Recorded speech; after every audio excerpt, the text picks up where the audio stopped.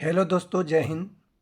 आज मगध इंस्टीट्यूट मसौरी में जो वीकली टेस्ट हुआ था उसका क्वेश्चन हम लोग देखते हैं। पहला क्वेश्चन है, भारतीय राष्ट्रीय कांग्रेस की स्थापना किसके द्वारा किया गया था? Option A Womesh Chandra Banerjee, option B A O. Hume, option C में है दादा भाई नौरोजी और ऑप्शन डी गांधी जी। तो आइए, इसका सही जवाब हो जाएगा ऑप्शन बी ए.ओ. ह्यूम के द्वारा। ए.ओ. ह्यूम के बारे में क्वेश्चन बनता है कि ए.ओ. ह्यूम को किस नाम से जाना जाता है? तो इनको हर्मिट ऑफ शिमला या शिमला का संत ए.ओ. ह्यूम को कहा जाता है। अगला ऑप्शन देखते हैं व्योमेश चंद्र बनर्जी के बारे में। व्योमेश चंद्र बनर्जी से क्वेश्चन बनता है कि भारतीय राष्ट्रीय कांग्रेस का पहला अधिवेशन की अध्यक्षता किसके द्वारा किया गया था? तो इसका सही जवाब हो जाएगा व्योमेश चंद्र बनर्जी के द्वारा। ऑप्शन सी में है दादा भाई नौरोजी। अगर क्वेश्चन पूछेगा भारतीय राष्ट्रीय कांग्रेस की के पहले पारसी अध्यक्ष कौन थे, तब इसका सही जवाब हो जाएगा दादा भाई नौरोजी। सबसे पहले पारसी अध्यक्ष दादा भाई नौरोजी। आगे क्वेश्चन ऑप्शन डी में है गांधी जी। तो गांधी जी के द्वारा 1924 में गांधी जी के द्वारा 1924 में बेलगांव अधिवेशन किया गया था, जिसकी अध्यक्षता गांधी जी के द्वारा किया गया था। अगला क्वेश्चन पे आते हैं। क्वेश्चन नंबर 2 कहता है, कांग्रेस के पहली अधिवेशन में कितने प्रतिनिधियों ने भाग लिया था? तो इसका सही जवाब हो जाएगा ऑप्शन सी, 72 प्रतिनिधियों के द्वारा भाग लिया गया था। कांग्रेस का पहला अधिवेशन की अध्यक्षता अभी हम बताए थे कि इसका अध्यक्षता व्योमेश चंद्र बनर्जी के द्वारा किया गया था और यह अधिवेशन 1885 में हुआ था और इस अधिवेशन का स्थान था बम्बई। याद रखिएगा, पहला अधिवेशन 1885 में बम्बई में हुआ था। आगे क्वेश्चन देखते हैं। तीसरा नंबर क्वेश्चन कह रहा है कि कांग्रेस के प्रथम अंग्रेज अध्यक्ष कौन थे? तो इसका सही जवाब हो जाएगा जॉर्ज यूले। लेकिन वही क्वेश्चन अगर पूछता कि कांग्रेस के दूसरे अंग्रेज अध्यक्ष कौन थे, तब इसका सही जवाब हो जाता विलियम बेडरवन। याद रखिएगा। आगे क्वेश्चन देखते हैं। चौथा नंबर प्रश्न पे आते हैं। चौथा नंबर क्वेश्चन कहता है कि कांग्रेस के कौन से अधिवेशन में महात्मा गांधी पहली बार भाग लिए थे? तो इसका सही जवाब हो जाएगा ऑप्शन बी, 1901 में। अगर क्वेश्चन पूछेगा महात्मा गांधी पहली बार कब भाग लिए थे, तो 1901 में लिए थे। लेकिन वही क्वेश्चन पूछेगा कि महात्मा गांधी के द्वारा पहली बार कांग्रेस के कौन से अधिवेशन में अध्यक्षता करने का मौका मिला, तो हो जाएगा 1924 के बेलगांव अधिवेशन। इसमें देख लेते हैं ऑप्शन जो है। एक ऑप्शन में है 1912।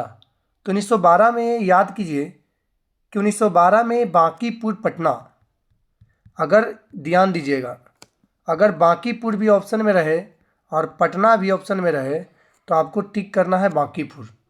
1912 के बांकीपुर अधिवेशन की अध्यक्षता जो बिहार के बांकीपुर में हुआ था, जिसकी अध्यक्षता आर एन माधोलकर के द्वारा किया गया था। याद रखिएगा। ऑप्शन डी में है 1922। 1922 से 22 में भी बिहार में ही कांग्रेस का अध्यक्षता किया गया था और वो हुआ था गया में। कहाँ हुआ था? 1922 में गया में। और इसकी अध्यक्षता किए थे देश बंधु चितरंजन दास के द्वारा किया गया था। आगे प्रश्न देखते हैं। 5वां नंबर प्रश्न कहता है कि 1912 में कांग्रेस के बांकीपुर अधिवेशन किसने अध्यक्षता किया था? तो इसका सही जवाब हो जाएगा आर एन माधोलकर के द्वारा। आगे क्वेश्चन देखते हैं। 6ठा नंबर क्वेश्चन में है कि भारतीय राष्ट्रीय कांग्रेस के कितने अधिवेशन बिहार राज्य में हुआ था? तो याद कीजिएगा कि अभी अगर वर्तमान में पूछेगा कि बिहार राज्य में कितने अधिवेशन हुए, तभी वर्तमान में तो ऐसे 2 गो है, जो एक पटना के बांकीपुर और दूसरा गया में। लेकिन उस समय झारखंड अलग नहीं था, तो इसके हिसाब अकॉर्डिंग आंसर हो जाएगा 3। अब याद करिएगा, इसको देखिए थोड़ा सा। 1912 का कांग्रेस का अधिवेशन बांकीपुर पटना हुआ, दूसरा अधिवेशन 1922 का और तीसरा 1940 का। 1940 में अधिवेशन रामगढ़ में हुआ था। जो अभी वर्तमान में झारखंड में पड़ता है। और 1940 के कांग्रेस के अधिवेशन की अध्यक्षता अबुल कलाम आज़ाद के द्वारा किया गया था। आगे प्रश्न देखते हैं। 7वां नंबर क्वेश्चन है, भारतीय राष्ट्रीय कांग्रेस ने के 1938 में अधिवेशन हरिपुरा में हुआ था, जो हरिपुरा कहाँ स्थित है? तो याद कीजिएगा, एक सुभाष चंद्र बोस थे जिन्होंने 2 अधिवेशन की अध्यक्षता किए थे। एक 1938 में और दूसरा 1939 में। 1938 और 1939। 1938 में जो अधिवेशन की अध्यक्षता किए थे वो हुआ था हरिपुरा में, जो वर्तमान में या उसी समय हरिपुरा गुजरात में पड़ता था। लेकिन दूसरा जो हुआ था ये हुआ था त्रिपुरी में, और त्रिपुरी मध्य प्रदेश में पड़ता है। त्रिपुरी पड़ता है मध्य प्रदेश में। आगे क्वेश्चन देखते हैं। 8वां नंबर क्वेश्चन कर रहा है कि 1907 के सूरत अधिवेशन की अध्यक्षता 1907 के सूरत अधिवेशन की अध्यक्षता किसके द्वारा किया गया था? इसका सही जवाब हो जाएगा रास बिहारी घोष। देखिएगा, बोस और घोष में थोड़ा सा अंतर आता है। तो 1907 के सूरत अधिवेशन की अध्यक्षता रास बिहारी घोष के द्वारा किया गया था।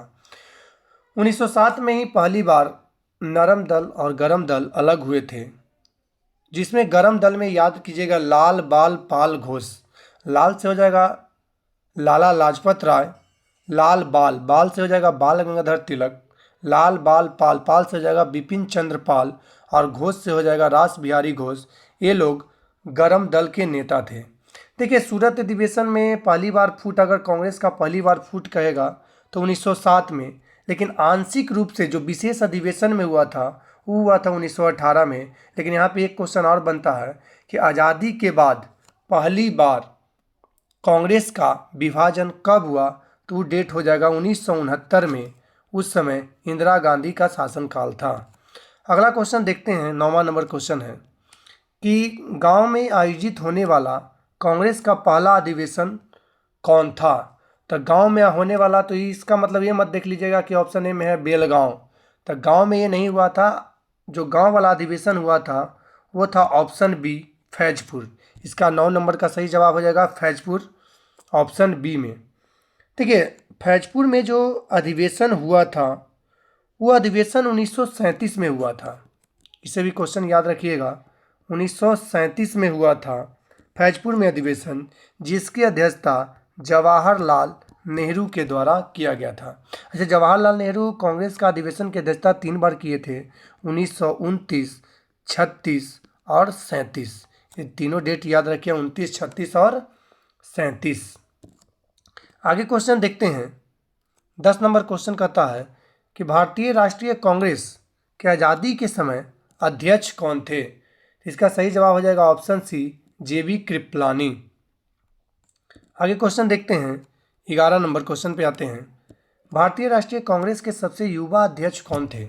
तो भारतीय राष्ट्रीय कांग्रेस का या तो सबसे युवा पूछे या सबसे ज़्यादा दिन तक अध्यक्षता करने वाले व्यक्ति का नाम पूछे, तो इसका सही जवाब हो जाएगा अबुल कलाम आज़ाद। आगे क्वेश्चन देखते हैं। 12 नंबर क्वेश्चन पे आते हैं। 12 नंबर क्वेश्चन कहता है कि पहली बार वंदे मातरम कांग्रेस के कौन से अधिवेशन में गाया गया था? तो वंदे मातरम पहली बार कांग्रेस के 1896 के कलकत्ता अधिवेशन में हुआ था, जिसकी अध्यक्षता रहीमतुल्ला सियानी के द्वारा किया गया था। देखिएगा, इससे 2 को क्वेश्चन बनेगा यहाँ से। पहला ऑप्शन में है 1911। 1911 का जो कलकत्ता अधिवेशन हुआ था, इसमें पहली बार जन गण मन को गाया गया था, यानी कि भारत के राष्ट्रीय गान को पहली बार 1911 के कलकत्ता अधिवेशन में गाया गया था। और 1896 में वंदे मातरम को गाया गया। 1911 में जो कलकत्ता का जो अधिवेशन हुआ था, इसकी अध्यक्षता पंडित बिशन नारायण धर के द्वारा किया गया था। पंडित बिशन नारायण धर, याद रखिएगा। आगे क्वेश्चन पे आते हैं। 13 नंबर क्वेश्चन पे। 13 नंबर क्वेश्चन कहता है भारतीय राष्ट्रीय कांग्रेस के पहली महिला अध्यक्ष कौन बनी थी? तो भारतीय राष्ट्रीय कांग्रेस के पहली महिला अध्यक्ष एनी बेसेंट हो जाएंगी। देखिए, याद रखिएगा, भारतीय राष्ट्रीय कांग्रेस में 3 महिला जो थी वो अध्यक्षता किया था। एक में नाम आता है एनी बेसेंट, दूसरा आता है सरोजनी नायडू और तीसरा में नलिनी सेन गुप्ता। तो समझिएगा, क्वेश्चन अगर पूछेगा कि भारतीय राष्ट्रीय कांग्रेस की पहली महिला अध्यक्ष कौन बनी थी, तो एनी बेसेंट हो जाएगा। लेकिन यहाँ पे क्वेश्चन अगर चेंज करेगा, भारतीय राष्ट्रीय कांग्रेस की पहली महिला भारतीय अध्यक्ष अगर पूछेगी तो ये हो जाएंगी सरोजनी नायडू। अच्छा, आप क्वेश्चन बताइए, देखिएगा कि 1917 में जो एनी बेसेंट के द्वारा जो कांग्रेस का अधिवेशन किया गया वो कहाँ हुआ था, तो ये हो जाएगा कोलकाता में। कहाँ हो जाएगा? कोलकाता में हो जाएगा। अब आगे क्वेश्चन बताइएगा, सरोजनी नायडू ने जो अधिवेशन की अध्यक्षता किया था वो कहाँ किए थे, तो ये किए थे कानपुर, 1924 बोला गया, 1925 में हुआ था। 1925 के कानपुर अधिवेशन जो हुआ था, यह इसमें पहली बार भारतीय महिला अध्यक्ष बनाए गए थे। आगे क्वेश्चन देखिएगा, 14 नंबर क्वेश्चन पे आइए। सुभाष चंद्र बोस ने गांधी जी से विवाद होने के कारण त्याग पत्र, एक मिनट, सुभाष चंद्र बोस ने गांधी जी से विवाद होने के कारण त्याग पत्र दिया था, उसके बाद भारतीय राष्ट्रीय कांग्रेस की अध्यक्षता किसने किया था? तो इसका अध्यक्षता doctor Rajendra Prasad, option D हो जाएगा इसका सही जवाब। क्योंकि उस समय जब गांधी जी से जब विवाद हुआ था तो गांधी जी सुभाष चंद्र बोस को कांग्रेस की अध्यक्षता करने से मना किए थे, और गांधी जी के तरफ से जो पटाभी सीतारमैया हैं वो भाग लिए थे, लेकिन इनको बुरी तरह से पराजित होना पड़ा था। उसके बाद सुभाष चंद्र बोस आगे अध्यक्षता किए और कुछ दिन बाद छोड़कर सुभाष चंद्र बोस ने आगे चलकर फॉरवर्ड ब्लॉक की स्थापना 1939 में कर दिए थे। आगे क्वेश्चन देखिएगा, 15 नंबर क्वेश्चन पे आते हैं। कांग्रेस के 1947 में होने वाले विशेष अधिवेशन की अध्यक्षता कौन किया था? तो 1947 में कांग्रेस का जो अधिवेशन हुआ था उसकी अध्यक्षता डॉक्टर राजेंद्र प्रसाद के द्वारा किया गया था। आगे क्वेश्चन देखते हैं, 16 नंबर क्वेश्चन पे आते हैं। 16 नंबर क्वेश्चन से नवंबर महीने का करंट अफेयर है, तो इसको थोड़ा सा ध्यान दीजिएगा। पहला क्वेश्चन है कि 1 नवंबर 2025 को फीडे शतरंज विश्व कप ट्रॉफी का नाम बदलकर किसके नाम पर रखा गया है? तो इसका सही जवाब हो जाएगा ऑप्शन बी, विश्वनाथन आनंद। विश्वनाथन आनंद से क्वेश्चन पूछता है द लाइटनिंग किंग किसे कहा जाता है? तो the lightning king Viswanathan Anand को ही कहा जाता है। अब क्वेश्चन इसमें ऑप्शन में है राहुल BS, तो इनसे क्वेश्चन अभी वर्तमान में बनेगा कि 91वां ग्रैंड मास्टर अभी वर्तमान में कौन है, तो हो जाएंगे राहुल BS। तो 90वां ग्रैंड मास्टर कौन है, इसका जवाब आप लोग कमेंट में दीजिएगा। अगला 17 नंबर क्वेश्चन पे आते हैं। ICC महिला क्रिकेट विश्व कप 2025 के द्वारा जीता गया विश्व कप जो भारत के द्वारा जीता गया था, यहाँ पे कुछ मिस्टेक है, भारत के द्वारा जीता गया, जिसका उप विजेता कौन है? तो इसका विजेता तो भारत हो जाएगा, लेकिन उप विजेता कौन हो जाएगा? इसका सही जवाब हो जाएगा ऑप्शन डी, दक्षिण अफ्रीका। आइए थोड़ा ICC महिला विश्व कप 2025 जो हुआ उसके बारे में कुछ जान लेते हैं। समझिएगा, सुनिएगा, क्वेश्चन सुनते जाइएगा कि ICC महिला विश्व कप जो था इसकी शुरुआत अगर पूछेगा कि शुरुआत कब हुआ था, तो इसका शुरुआत 30 सितंबर 2025 को हुआ था। क्वेश्चन पूछेगा कि फाइनल मैच कहाँ हुआ था, तो इसका फाइनल मैच नवी मुंबई, जो नवी मुंबई का जो स्टेडियम है उस स्टेडियम का नाम है DY पाटिल स्टेडियम।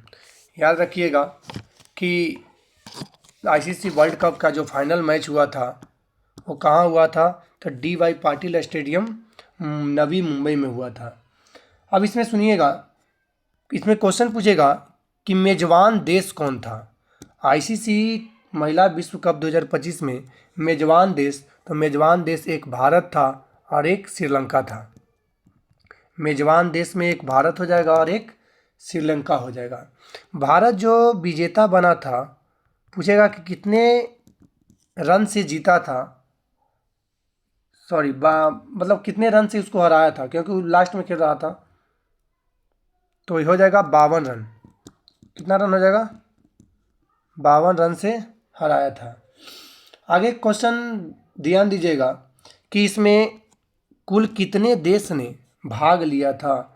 तो कुल देश हो जाएंगे 8। कितने देश हो जाएंगे? कुल देश की संख्या हो जाएगी 8। आगे इसमें कुछ कुछ क्वेश्चन समझते हैं। इसमें क्वेश्चन पूछेगा कि मुख्य कोच कौन थे। तो मुख्य कोच हो जाएंगे अमोल मजुमदार। मुख्य कोच हो जाएंगे अमोल मजुमदार। से क्वेश्चन और बनेगा कि अमोल मजुमदार जो थे वो किस राज्य के हैं या किस राज्य में उनका जन्म हुआ है। इनका जन्म मुंबई में हुआ था। और ये महिला टीम के कोच कब बनाए गए थे? तो 2023 में बनाए गए थे। आगे इसमें पूछेगा कि इसके जो आईसीसी जो वर्ल्ड कप हुआ, इसके कप्तान भारत की तरफ से कप्तान कौन थे? तो भारत की तरफ से कप्तान थे हरमनप्रीत कौर। हरमनप्रीत कौर थे, जो जिनका जन्म पंजाब में हुआ था। पंजाब के मोगा जिला में हुआ था, याद रखिएगा। हरमनप्रीत को अर्जुन पुरस्कार हरमनप्रीत को अर्जुन पुरस्कार 2017 में दिया गया और Wisden cricketer of the year 2023 में इनको बनाया गया था। आगे देखिएगा क्वेश्चन अगला। इसमें क्वेश्चन बनेगा कि दक्षिण अफ्रीका के कप्तान उस समय कौन थे जब वर्ल्ड कप हुआ था, वो विजेता जो बने थे। तो उनका नाम है लॉरा बोल्ट वाडट, याद रखिएगा। आगे क्वेश्चन याद रखिएगा।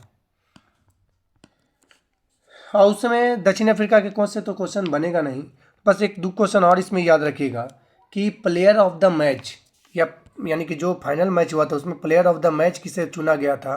तो प्लेयर ऑफ द मैच बनी थी शेफाली वर्मा, जो हरियाणा की थी। कविराज याद रखिएगा, हरियाणा, शेफाली वर्मा। क्वेश्चन पूछेगा कि प्लेयर ऑफ द टूर्नामेंट कौन बना था। तो प्लेयर ऑफ द टूर्नामेंट बने थे दीप्ति शर्मा, जो यूपी की हैं। दीप्ति शर्मा यूपी की हैं, याद रखिएगा। अब आगे क्वेश्चन देखते हैं। आगे क्वेश्चन पे आते हैं।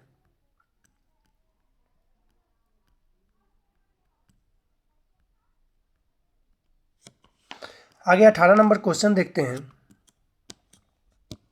गोगा बिल झील को भारत का 94वां रामसर स्थल घोषित किया गया, जो बिहार के कौन से जिले में स्थित है।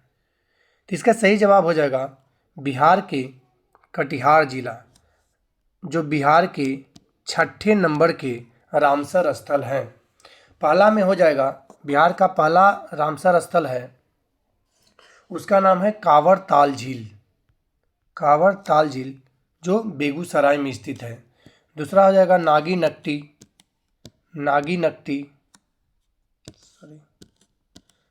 नक्टी,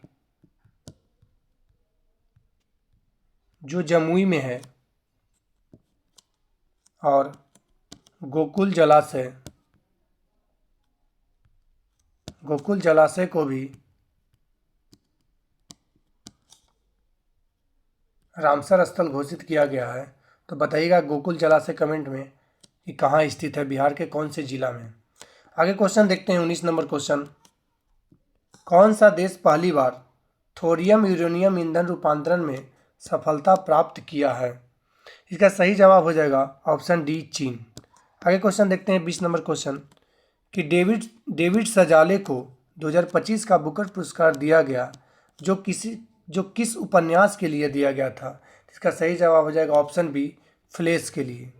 21 नंबर क्वेश्चन देखिए, ज्योतिरादित्य सिंधिया ने एकीकृत सोहरा पर्यटन सर्किट की आधारशिला किस राज्य में किया है। इसका सही जवाब हो जाएगा ऑप्शन सी, मेघालय। आगे क्वेश्चन देखते हैं। 22 नंबर क्वेश्चन कि किस संस्था ने शांति पुरस्कार की घोषणा की है। इसका सही जवाब हो जाएगा ऑप्शन सी, फीफा ने शांति पुरस्कार 2025 की शुरुआत किया था, याद रखिएगा, जो घोषणा किया गया था। फीफा का स्थापना 1904 में हुआ था, ये भी डेट याद रखिएगा। आगे 23 नंबर क्वेश्चन, सातवां भारत विनिर्माण शो 2025 कहाँ आयोजित किया गया? इसका सही जवाब हो जाएगा option B, Bengaluru. 24 number question, किस देश ने अत्याधुनिक तकनीक से लैस तीसरा विमान वाहक पोत फ्यूजियान को लॉन्च किया है? इसका सही जवाब हो जाएगा ऑप्शन सी, चीन के द्वारा। 25 नंबर क्वेश्चन, मिस यूनिवर्स 2025 प्रतियोगिता में भारत का प्रतिनिधित्व किसके द्वारा किया गया था? इसका सही जवाब हो जाएगा ऑप्शन बी, मोनिका विश्वकर्मा के द्वारा। 26 नंबर क्वेश्चन देखते हैं, 11 नवंबर 2025 को भारत और श्रीलंका के बीच एक सैन्य अभ्यास हुआ था, उसका नाम है मित्र शक्ति।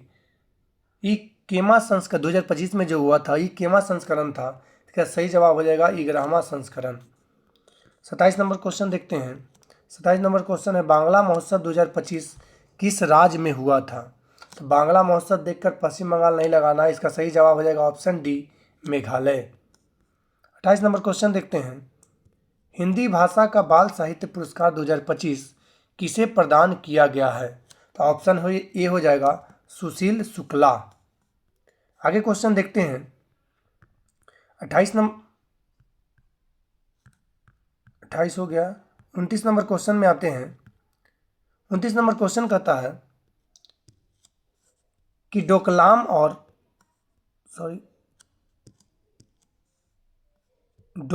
और चोलला स्थल पहली बार पर्यटकों के लिए खोलने वाला राज्य कौन बन गया है? इसका सही जवाब हो जाएगा option B, Sikkim. 30 number question कहता है, भारत चंद्रयान 4 मिशन को किस वर्ष प्रक्षेपित करने की योजना बनाया है? तो इसका सही जवाब हो जाएगा ऑप्शन सी, 2028। धन्यवाद।